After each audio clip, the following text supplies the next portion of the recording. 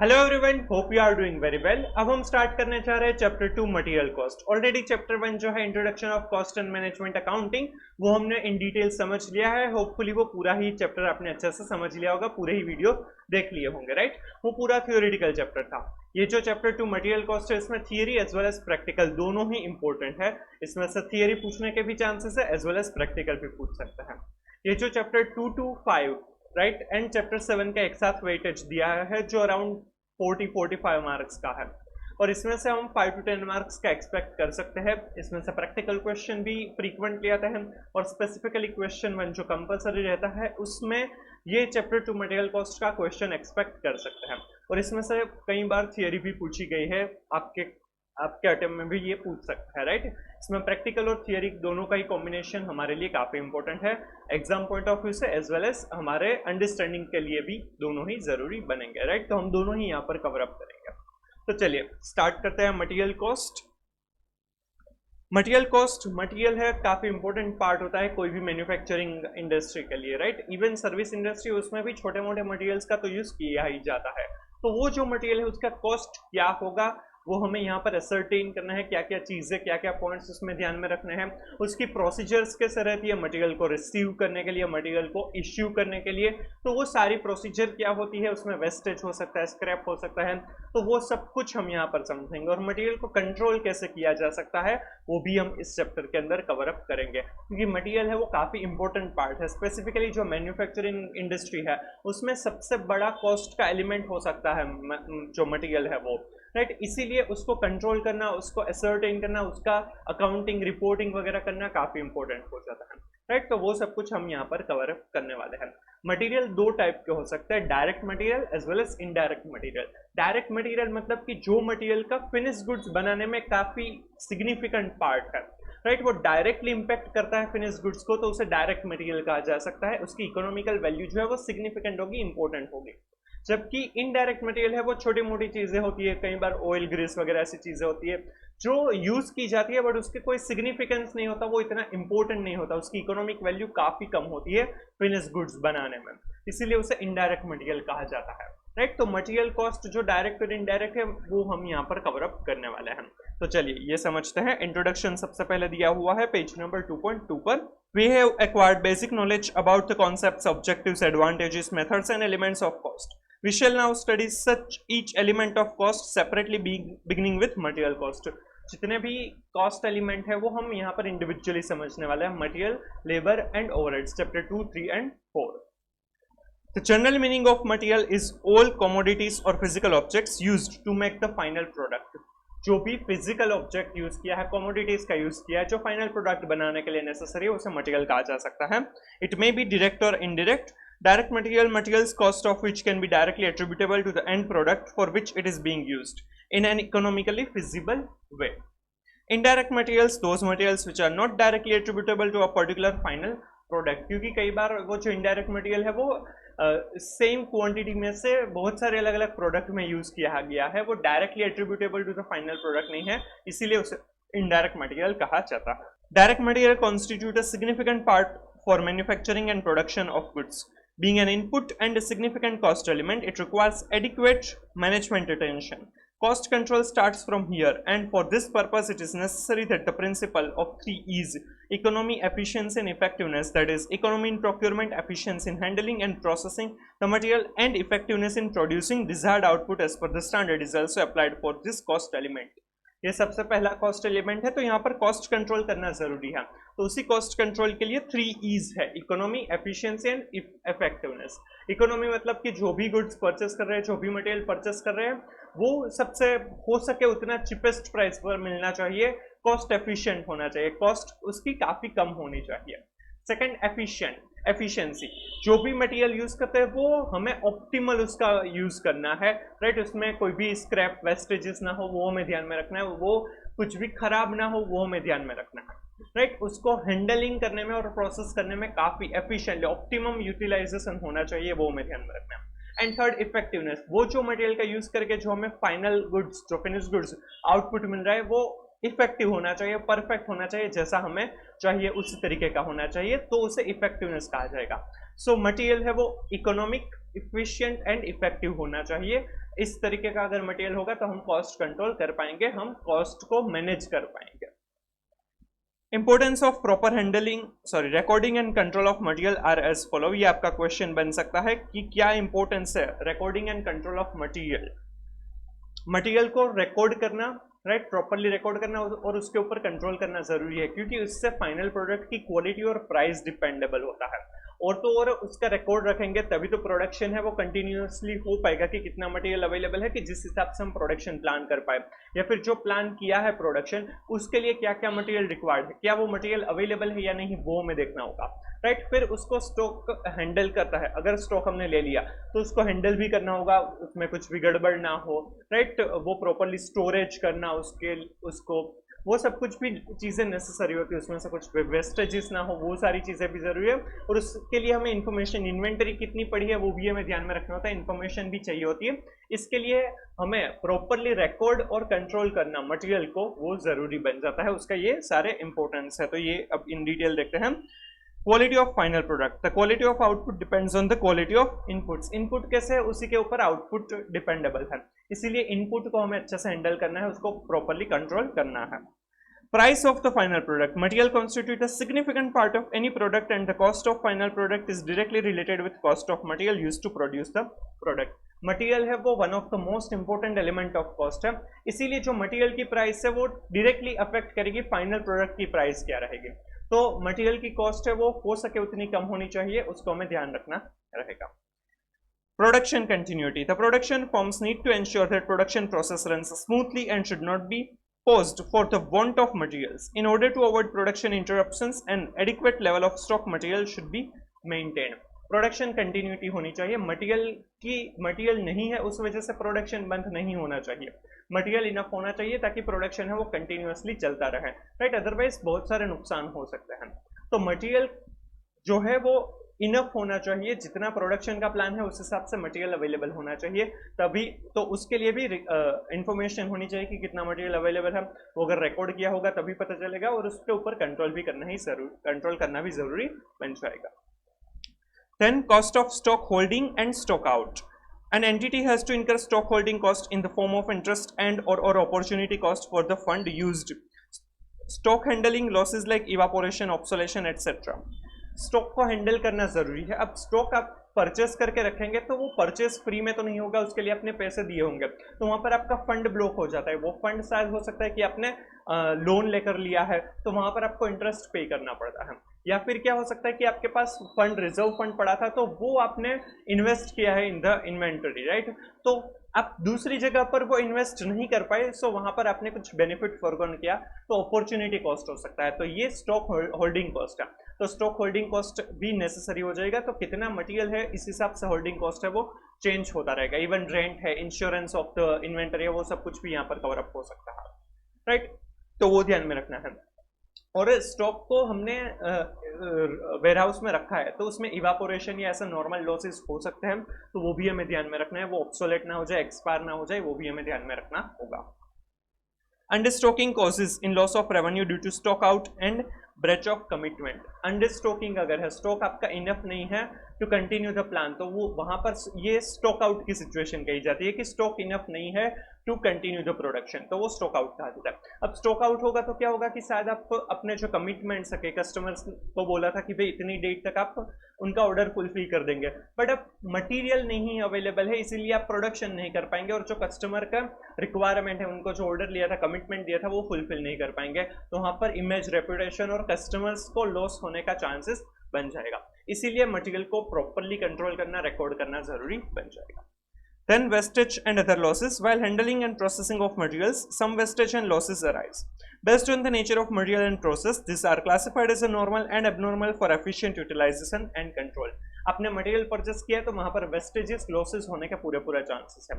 वो वेस्टेजेस या लॉसेस है वो नॉर्मल लॉस या फिर एबनॉर्मल लॉस की वजह से हो सकता है। नॉर्मल मतलब उसका नेचर ही, प्रोडक्ट का नेचर ही ऐसा है कि वहां पर लॉस हो सकता है, वेस्टेज हो सकता है, इवापोरेट हो सकता है, right, that is normal loss. Abnormal loss मतलब कि चोरी हो गया, वो खराब हो गया, कोई और रीजन से कोई कैटास्ट्रॉफ आई उस वजह से वो बिगड़ गया, राइट, फ्लड की वजह से या आग लग गई, तो ऐसे रीजन एबनॉर्मल रीजन हो सकते हैं।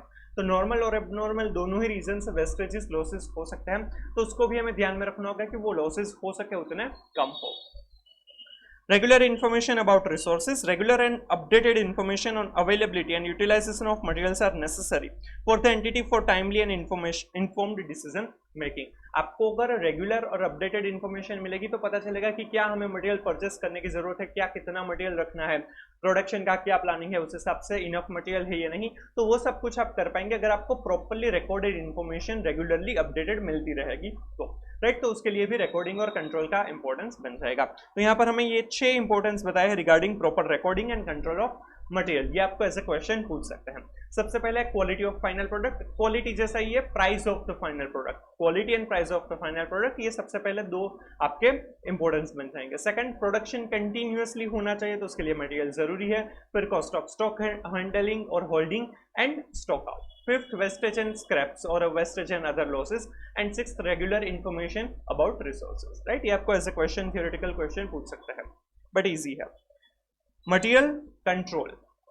In the previous chapter, we have discussed the term cost control, which means all activities and control mechanisms which are necessary to keep the cost in adherence to the set standards. Material being one of the total cost elements are also required to be controlled so that overall cost control objective can be fulfilled. Cost control in detail हमने chapter 1 में समझा है कि हम standard set करते हैं और उस हिसाब से एक्चुअल परफॉर्मेंस उस स्टैंडर्ड के अंदर ही हमारा एक्चुअल कॉस्ट हो वो हम ध्यान रखते हैं, दैट इज कॉस्ट कंट्रोल। उसमें एक्चुअल जो हो जाता है कॉस्ट इनकर, उसके बाद उसको स्टैंडर्ड के साथ कंपेयर किया जाता है, उसमें वेरिएंसेस आते हैं तो उसके रीजंस क्या है और उसके लिए एक्शंस लिए जाते हैं, तो वो पूरा कॉस्ट कंट्रोल है, वो इन डिटेल चैप्टर 1 में समझा है। तो उसमें हर एक कॉस्ट एलिमेंट है उसके ऊपर कंट्रोल किया जाता है और उसमें से एक कॉस्ट एलिमेंट क्या है, मटेरियल, तो मटेरियल कॉस्ट को भी कंट्रोल करना जरूरी है, right. Objective of system of material control, material control जो करना है उसका ऑब्जेक्टिव क्या है, ये जो ऑब्जेक्टिव है वो काफी हद तक जो हमने ऊपर इंपॉर्टेंस देखे थे recording and control of the material, right, क्योंकि इसमें भी कंट्रोल आता था तो उस इंपॉर्टेंस से काफी हद तक ये ऑब्जेक्टिव्स भी सिमिलर है, आप मैच कर पाएंगे, राइट। चलिए ये देखते हैं। सबसे पहले minimising interruption in production process, उसमें था continuity of the production, right. तो यहाँ पर भी मटेरियल की वजह से प्रोडक्शन इंटरप्ट ना हो, वो कंटिन्यूसली चलता रहे, उसके लिए कंट्रोल करना जरूरी है कि कितना अवेलेबल है, प्रोडक्शन प्लान के हिसाब से मटेरियल अवेलेबल है या नहीं। Material control system ensures that no activity, particularly production, suffers from interruption for wants of material and stores. It should be noted that this requires constant availability of every item that may be needed in production process, however small its cost may be. जितने भी material available होने चाहिए तभी अगर production हो सकता है, तो वो सारे मटेरियल इनफ क्वांटिटी में अवेलेबल होने चाहिए, भले ही उसकी कॉस्ट कितनी भी कम हो, बट अगर वो नेसेसरी है तो वो होना ही चाहिए, तभी मटेरियल है वो प्रॉपरली कंटिन्यू चलता रहे, प्रोडक्शन है वो कंटिन्यूअसली चलता रहेगा। इसीलिए जो मटेरियल अवेलेबल होना चाहिए वो होने ही चाहिए, तो वो कंट्रोल करेंगे तभी पता चलेगा कि कितना मटेरियल अवेलेबल है, क्या प्रोडक्शन प्लान है और कितना जरूरी होगा। सेकंड ऑब्जेक्टिव है optimisation of material cost, material cost है वो ऑप्टिमाइज्ड होना चाहिए, मतलब हो सके उतना कॉस्ट कम और एफिशिएंट होना चाहिए वो मटेरियल है वो। The overall material cost includes price, ordering cost and holding cost. जो प्राइस है वो जो परचेस करने के लिए लगा, ऑर्डरिंग कॉस्ट मतलब कि जितना भी आप परचेस जितनी भी बार करते हैं तो उसका ऑर्डरिंग कॉस्ट होता है, ऑर्डर प्रोसेस करने के लिए कुछ ना कुछ कॉस्ट लगता है, वो डिलीवरी करने के लिए कुछ ना कुछ कॉस्ट लगता है। आपने भी जोमेटो स्विगी में से भी अगर ऑर्डर किया है तो अगर आप 5 ऑर्डर करें तो 5 बार डिलीवरी फीस लगेगी, बट अगर 5 ही चीज़ें एक बार में अगर ऑर्डर कर देते हो तो कई बार वो डिलीवरी चार्जेस फ्री हो जाते हैं क्योंकि आपने एक साथ बहुत ही बड़ा ऑर्डर दिया है, तो इस तरीके से ऑर्डरिंग कॉस्ट हो सकता है। होल्डिंग कॉस्ट, जो भी मटेरियल हमने परचेस किया है तो उसको ऐसे स्टोर करना, उसमें फंड ब्लॉक हो जाते हैं तो इंटरेस्ट पे करना, या फिर अपॉर्चुनिटी कॉस्ट जो हमने आगे समझा था, या फिर इंश्योरेंस रेंट पे करना, तो वो सारे होल्डिंग कॉस्ट हो जाते हैं। वो मटेरियल को ऐसे स्टॉक होल्ड करना तो उसके भी कॉस्ट हो सकते हैं। तो ये 3 टाइप के कॉस्ट होते हैं material regarding. Since all the materials and stores are acquired at the lowest possible price considering the required quality and other relevant factors like reliability and respect of delivery etc, holding cost too needs to be minimized.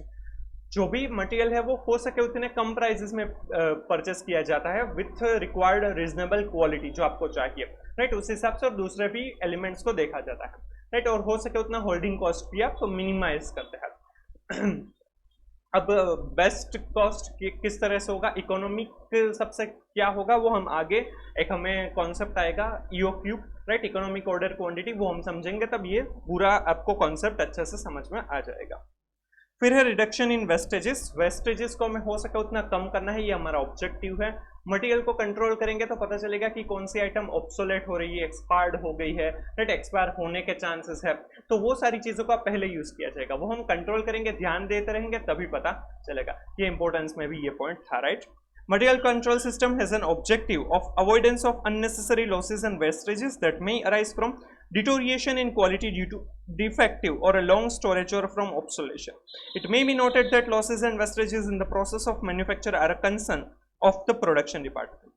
Material का vestiges नहीं होना चाहिए, right, due to storage, सिर्फ store किया है भूल गए, expire हो गया, तो वो सारे लॉसेस ना हो उसके लिए कंट्रोल करना रहेगा। हाँ, लॉसेस जो है वो प्रोडक्शन में भी हो सकता है कि प्रोडक्शन के टाइम पर वो मटेरियल खराब हो गया या टूट गया या फिर वो खराब हो गया कोई भी ये और तरीके से, राइट, वो प्रोडक्शन करते करते टाइम पर हुआ, तो वो अलग चीज़ है, वो प्रोडक्शन डिपार्टमेंट की गलती है, राइट, वो हम यहाँ पर कंसिडर नहीं करेंगे। बट जो मटेरियल हमने परचेस कर लिया है और जो स्टोर में अभी है तो उसमें वेस्टेजेस हो सके उतने कम होने चाहिए।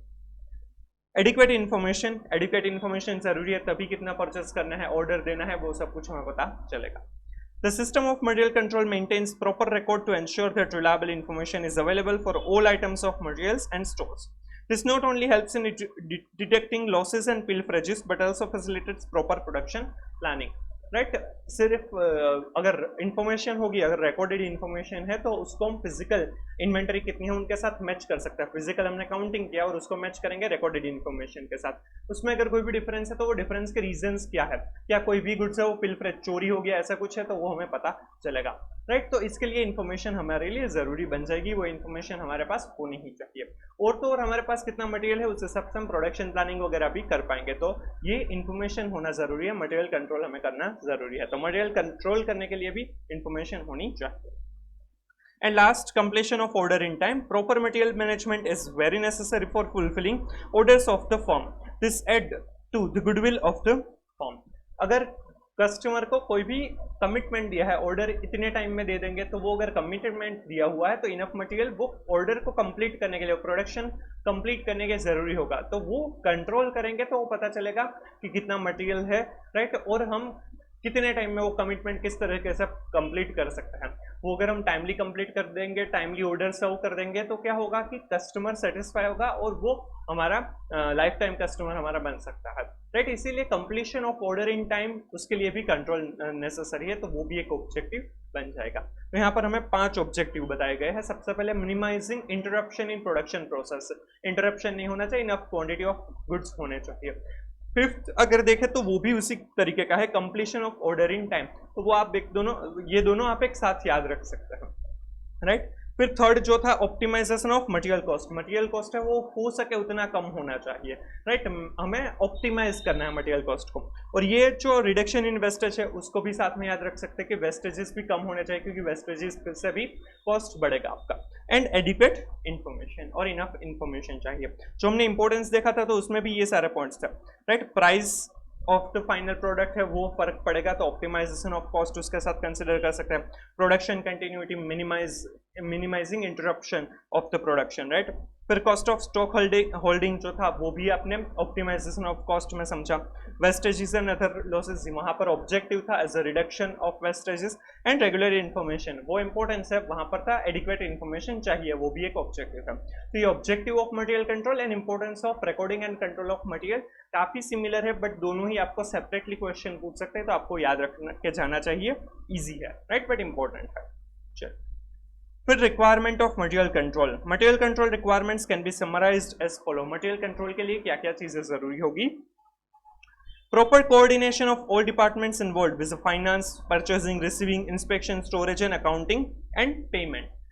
मटेरियल कंट्रोल के लिए सारे ही डिपार्टमेंट के बीच कोऑर्डिनेशन होना चाहिए, कोऑपरेटिव होने चाहिए, राइट। यहाँ पर कौन सा डिपार्टमेंट हो सकता है? फाइनेंस। फाइनेंस जो मटेरियल के लिए पे करेगा, जो अलाउ करेगा कि भाई हाँ इतने में परचेस कर रहे हैं, हम इतना अलाउ करते हैं, इतने में आप परचेस कर सकते हैं, अमाउंट डिसाइड करेगा।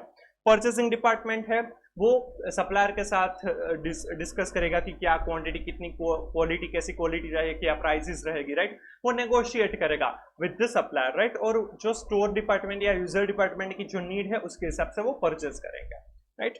रिसीविंग डिपार्टमेंट है, वो रिसीव करता है जो भी गुड्स है कि जितनी क्वांटिटी का ऑर्डर दिया था उतनी क्वांटिटी रिसीव हुई है या नहीं, वो चेक करता है। इंस्पेक्शन डिपार्टमेंट है, वो क्वालिटी चेक करता है कि ये जो गुड्स है उसकी क्वालिटी बराबर है या नहीं, राइट, क्योंकि उससे फाइनल प्रोडक्ट की क्वालिटी में फर्क पड़ेगा। स्टोरेज डिपार्टमेंट है, वो जो भी गुड्स आए हैं, रॉ मटेरियल जो आया है, राइट, उसको स्टोरेज करेगा, प्रॉपर्ली स्टोरेज करेंगे जिससे कोई वेस्टेजेस ना हो। और तो और अगर जो क्वांटिटी हमें लेवल मेंटेन करना है कि भाई इतनी क्वांटिटी तो होनी चाहिए, अगर वो क्वांटिटी वो लेवल से कम अगर क्वांटिटी हो जाएगी तो स्टोरेज वाला परचेस डिपार्टमेंट को बोलेगा कि भाई ये गुड्स परचेस करने की जरूरत है, राइट। अकाउंटिंग डिपार्टमेंट है, वो अकाउंट करता है परचेस जो भी आया है उनको अकाउंटिंग करेगा properly. And payment department payment करेगा अकॉर्डिंग टू द सारे ही, अगर जो भी डॉक्यूमेंट्स है वो सब कुछ बराबर है, प्रॉपर्ली क्वांटिटी आई है, तो उस हिसाब से वो सब कुछ देख कर वो अप्रूव करेंगे पेमेंट को और पेमेंट करेंगे, राइट। तो ये सारे ही डिपार्टमेंट्स है वो प्रॉपर्ली एक दूसरे से कोऑर्डिनेट करने चाहिए। ऐसा जरूरी नहीं कि ये सारे अलग अलग ही डिपार्टमेंट हो, कई बार फाइनेंस और पेमेंट एक ही डिपार्टमेंट करेगा, ये स्टोरेज और रिसीविंग एक ही डिपार्टमेंट हो, ऐसा हो सकता है। Second requirement, determining purchase procedure to see that purchase are made after making suitable enquiries at the most favourable terms of the firm. Purchase की जो पूरी प्रोसेस है वो हमें देखना होगा, मतलब वो प्रॉपर होनी चाहिए, क्योंकि सूटेबल इंक्वायरीज जितने भी वेंडर्स अवेलेबल थे मार्केट में, राइट, उसमें से जो बेस्ट प्राइजेस पर बेस्ट क्वालिटी और बेस्ट टर्म्स एंड कंडीशंस के ऊपर अगर जो भी गुड्स हमें दे रहे हैं उसी के पास से हमें परचेस करना चाहिए, तो वो भी बराबर होना चाहिए। Use of the standard forms for placing the order, noting receipt of goods, authorising issue of the material etcetera. जो भी डॉक्यूमेंट्स है परचेस ऑर्डर के लिए, राइट, या फिर जो भी गुड्स रिसीव हुए हैं उनके लिए, या फिर जो भी आपको गुड्स है वो प्रोडक्शन डिपार्टमेंट, यूजर डिपार्टमेंट को इश्यू करते हैं, तो उन सभी के लिए जो भी डॉक्यूमेंट बनाता है वो एक स्टैंडर्ड फॉर्मेट में होना चाहिए, ताकि कंपेयर करना इजी हो जाए और कोई भी डिटेल्स जो नेसेसरी है वो मिस ना हो जाए। Preparation of budgets concerning material, supplies and equipment to ensure economy in purchasing and use of material. कितना सेल होने वाला है, कितनी डिमांड हो सकती है, उसके ऊपर से प्रोडक्शन का बजट बनना चाहिए, प्रोडक्शन के बजट के बेसिस पर रॉ मटेरियल कितना चाहिए होगा वो बनना चाहिए। तो रॉ मटेरियल कितना चाहिए वो एक साथ अगर पूरे साल का या पूरे महीने का या पूरे 6 महीने का, जितने भी पीरियड का अगर पता है, अगर वो पता है तो आप एक साथ ज्यादा परचेस कर सकते हैं, अगर वो ऑब्सोलेट या फिर एक्सपायर ना हो जाता हो तो, राइट। तो अगर एक साथ ज्यादा परचेस करेंगे तो वहां पर आपको डिस्काउंट ज्यादा मिल सकता है, यहाँ पर आपको इकोनॉमी ऑफ स्केल का बेनिफिट मिल सकता है, राइट। तो अगर आपको पहले से पता है कि कितना परचेज की रिक्वायरमेंट रहेगी, कितने गुड्स की रिक्वायरमेंट रहेगी, तो आप उस हिसाब से परचेस कर पाएंगे। तो वो सारे बजट्स अगर अच्छे से होंगे तो हम मटेरियल के कॉस्ट को कंट्रोल कर पाएंगे। Operation of a system of internal checks so that all transactions involving material, supplies and equipment purchases are properly approved and automatically checked. उसमें internal checks होने चाहिए, जो भी परचेस हो रहा है, जो भी गुड्स, राइट, तो वो प्रॉपर्ली जिसके पास ऑथोराइजेशन है, जिसके पास राइट है, राइट, उसी हिसाब से वो होना चाहिए, उसके फॉर्मेट जो भी उनकी प्रोसेस के जो स्टेप्स है वो उसी हिसाब से परचेस होना चाहिए। अगर वो हो रहा है तो हम सिस्टम अच्छे से फॉलो हो रही है तो कैसे कह सकते हैं कि वो मटेरियल प्रॉपर्ली कंट्रोल हो पाएगा, right. Storage of all material and supplies in a well designated location with proper safeguard. जो मटेरियल जहां पर रखने के लिए बताया गया है वहीं पर होना चाहिए और प्रॉपरली सेफगार्डेड भी होना चाहिए, मतलब उसमें सिक्योरिटी होनी चाहिए, राइट। उसको किसी भी तरीके से फ्लड ड्रेन उस वजह से खराब ना हो जाए, कोई चोरी ना करे जाए, ऐसी सारी चीजें ध्यान में रखनी होगी। Operation of a system of perpetual inventory together with continuous stock checking so that it is possible to determine at any time the amount and the value of each kind of material in stock. Perpetual inventory क्या होगा कि आप जो भी goods in हो रहा है, out हो रहा है, वो सारी मूवमेंट आप तुरंत ही रिकॉर्ड कर रहे हैं, that is perpetual inventory system. तो परपेचुअल इन्वेंट्री सिस्टम और जो कंटिन्यूस स्टॉक काउंटिंग है वो दोनों ही एक साथ होना चाहिए, ताकि परपेचुअल रिकॉर्ड्स जो है उसको हम कंटिन्यूस स्टॉक काउंटिंग के साथ मैच कर सकते हैं और उसमें अगर कोई भी डिफरेंसेस है तो आइडेंटिफाई करके उसके लिए हम स्टेप्स वगैरह ले सकते हैं। Operation of a system of stores control and issue so that there will be delivery of materials upon requisition to departments in the right amount at the time they are needed. जो भी system है right stores control की, तो उसके लिए issue जो भी material को इश्यू किया जाता है यूजर डिपार्टमेंट प्रोडक्शन डिपार्टमेंट को, तो उनकी रिक्विजिशन उन्होंने रिक्वेस्ट किया कि भाई हमें इतने गुड्स इतनी क्वांटिटी के चाहिए, तो वो गुड्स उस रिक्विजिशन के हिसाब से उनको जब चाहिए तभी जितनी क्वांटिटी में चाहिए उतना ही उनको देना चाहिए, तो वो प्रॉपर कंट्रोल उसके ऊपर होना चाहिए। Development of a system of controlling accounts and subsidiary records which exhibit summary and detailed material cost at the stage of material receipt and consumption। जो भी सिस्टम ऐसी होनी चाहिए, कंट्रोल अकाउंट्स ऐसे होने चाहिए कि जिससे जो भी गुड्स आ रहा है गुड्स जा रहा है उसका प्रॉपरली रिकॉर्ड हो, मटेरियल का कंजम्पशन का प्रॉपरली रिकॉर्ड हो, ताकि वो फ्यूचर में हम कहीं पर भी हमें रिकंसिलिएशन वगैरह करना है राइट, वो मटेरियल का कहाँ पर यूज हुआ है वो देखना है तो हम देख पाएंगे। And last, regular reports of material purchased issue from stock, inventory balances, obsolete stock, goods returned to vendors and spoiled or defective units are required। Regularly reports भी मिलने चाहिए कि कितने मटेरियल परचेस किए थे उसमें से इश्यू किए हैं, इन्वेंट्री के बैलेंसेस क्या है, कौन से गुड्स ऑब्सोलेट हो चुके, ताकि ध्यान में रखें कि फ्यूचर में कोई ऐसा ऑब्सोलेशन ना हो। गुड्स कितने रिटर्न किए हैं वेंडर्स को राइट, कितने खराब हो गए, स्पॉइल हो गए, डिफेक्टिव है, वो सब कुछ का रिपोर्ट मिलना चाहिए ताकि प्रॉपरली मैनेज कर सके, वो जो भी ऐसे वेस्टेजेस है उसको कम किया जा सके राइट। तो ये सारी रिक्वायरमेंट्स है ऑफ मटेरियल कंट्रोल। ये मेरे हिसाब से इतना इंपॉर्टेंट नहीं है एग्जाम पॉइंट ऑफ व्यू से, हाँ ICAI है कुछ भी पूछ तो सकते ही है, बट ये इतना इंपॉर्टेंट नहीं है, ये थोड़ा सा डिफिकल्ट या फिर कॉर्नरिंग अगर करना है तो ये क्वेश्चन आपको पूछ सकता है, बट फिर भी आपको एक बार पढ़ लेना चाहिए। चलिए इजी है, इतना डिफिकल्ट नहीं है। अब है elements of material control. Material control के यहाँ पर हमें 3 एलिमेंट्स बताए गए हैं। Material control is the systematic control over the procurement, storage and usage of material so as to maintain even flow of the material. Material control, material procurement control, material पे जो procurement करते हैं purchase करते हैं उसके ऊपर control होगा, ताकि वो हो सके उतने मिनिमम प्राइसेस पर बेस्ट क्वालिटी अवेलेबल हो, तो वो मटेरियल का कंट्रोल वहां पर परचेस के टाइम पर किया जाएगा। मटेरियल स्टोरेज कंट्रोल, जो मटेरियल हमने रिसीव किया है उसका स्टोरेज प्रॉपरली होना चाहिए, वो कम कॉस्ट में होना चाहिए, कोई भी वेस्टेजेस नहीं होने चाहिए राइट, और वो सेफगार्डेड होना चाहिए, that is material storage control. And material usage control, जितना भी मटेरियल यूज कर रहे हैं तो वो ऑप्टिमली यूज होना चाहिए, एफिशिएंटली यूज होना चाहिए, उसमें कोई भी नुकसान नहीं होना चाहिए, that is material usage control. So material procurement control, material usage control and material storage control, ये तीनों कंट्रोल होंगे तो पूरा मटेरियल कंट्रोल हो पाएगा। Material control involves efficient functioning of the following operations: purchasing of material, receiving of material, inspection of material, storage of material, issuing materials, maintenance of inventory records and stock audit। ये पूरी kind of purchase की process है। जब भी purchase होता है material तो वो एफिशिएंट वे में होना चाहिए, इकोनॉमिक वे में होना चाहिए। फिर जो मटेरियल रिसीव हुआ है, जितना हमने ऑर्डर किया था उतना ही रिसीव हुआ है या नहीं, वो यहाँ पर हम देखेंगे। रिसीविंग ऑफ मटेरियल के ऊपर कंट्रोल देखेंगे। इंस्पेक्शन ऑफ मटेरियल, मटेरियल की क्वालिटी जितनी जैसे रिक्वायर्ड थी वैसी ही है या नहीं, वो हम यहाँ पर देखेंगे। स्टोरेज ऑफ मटेरियल, जो मटेरियल रिसीव हुआ है वो प्रॉपरली स्टोर करना चाहिए। इश्यूइंग मटेरियल, जो कंज्यूमर या यूजर डिपार्टमेंट को चाहिए जितना मटेरियल वो उसी हिसाब से इश्यू होना चाहिए। मेंटेनेंस ऑफ इन्वेंटरी रिकॉर्ड्स, जो भी इन्वेंटरी है उनके रिकॉर्ड्स प्रॉपरली मेंटेन किए जाने चाहिए, ताकि उसमें कितनी इन्वेंटरी अवेलेबल है उस हिसाब से प्रोडक्शन कितना करना है, या फिर प्रोडक्शन प्लानिंग है उस हिसाब से इन्वेंटरी अवेलेबल है या नहीं वो देख पाएंगे। इवन वेस्टेजेस है या फिर ऑब्सोलेट आइटम्स है उनके बारे में भी पता चल पाएगा। एंड स्टॉक ऑडिट, स्टॉक का ऑडिट होना चाहिए कि क्वांटिटी, फिजिकल क्वांटिटी कितनी अवेलेबल है और रिकॉर्ड्स में क्या है राइट, तो वो सारी चीज होनी चाहिए। ये सिंपल सा चीज है, और यहाँ पर ये जो सब कुछ है ये तो पूरी प्रोक्योरमेंट प्रोसेस जो बन जाएगी राइट, जो हम आगे देखने ही वाले हैं। प्रोक्योरमेंट की प्रोसीजर होगी तो उसमें ये सब कुछ इन डिटेल कवर अप हो जाएगा, तो ये आपको ज्यादा क्लैरिटी देगा राइट। समझ में आ रहा है? तो ये पूरा था मटेरियल क्या होता है और मटेरियल का कंट्रोल कैसे करना रहेगा। Hope you are clear with it right. अगर ये वीडियो आपको अच्छा लगा है तो please like and share the video, comment if you have any doubt, suggestion और reviews, and please subscribe the channel. Next हम मटेरियल प्रोक्योरमेंट प्रोसीजर है वो कवर अप करेंगे, so stay tuned for the same. Thank you so much.